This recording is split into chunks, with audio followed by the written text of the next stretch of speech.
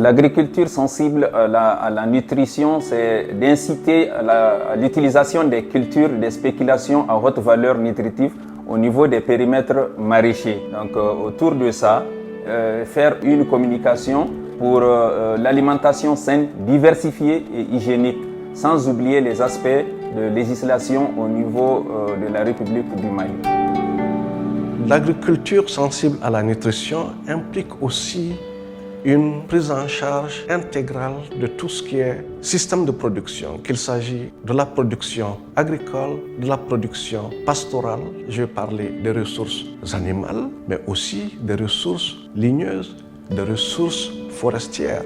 Donc il va falloir, à partir des systèmes de production d'un terroir, concevoir des méthodes pour que chaque utilisateur de ces ressources arrive à concevoir son système alimentaire de façon à le rendre diversifié, sain, nutritif, à travers justement la composition de l'ensemble des ressources à sa disposition. Le PROSAR a conçu son approche autour des 10 éléments essentiels de la FAO. Le principal de ces 10 éléments reste l'analyse du contexte. C'est ce qui permet de définir les actions appropriées par rapport aux différents types de malnutrition identifiés. Et ensuite, se fixer des objectifs et des indicateurs. Parce que nous avons aussi tenu compte de l'ensemble des secteurs contributifs à une alimentation saine, diversifiée et nutritive. C'est cela qu'on appelle la multisectorialité dans notre approche.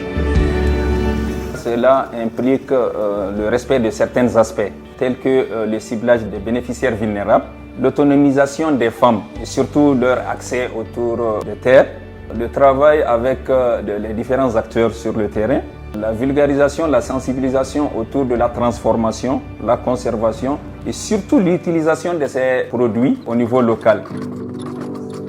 Donc pour nous, 1, c'est produire et améliorer la productivité. 2, transformer pour plus de valeur ajoutée, mais aussi pour plus de durabilité dans la disponibilité des produits. Et 3, amener les populations à mieux utiliser, c'est-à-dire consommer les produits issus de leur terroir.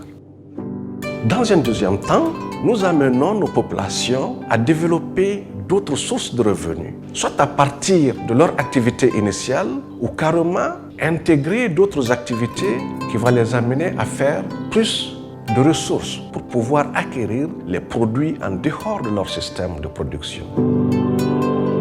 Les méthodes préconisées par PROSAR sont adaptées, sont utilisées par les producteurs au niveau local parce que ça les permet d'utiliser des cultures qu'ils n'ont jamais vues, surtout les cultures à feuilles qu'ils n'ont jamais utilisées et ils sont en train de les utiliser maintenant. Donc ils se sont appropriés aussi les actions et les activités de sensibilisation, de transformation et surtout de conservation et d'utilisation de ces produits au niveau de leur tiroir.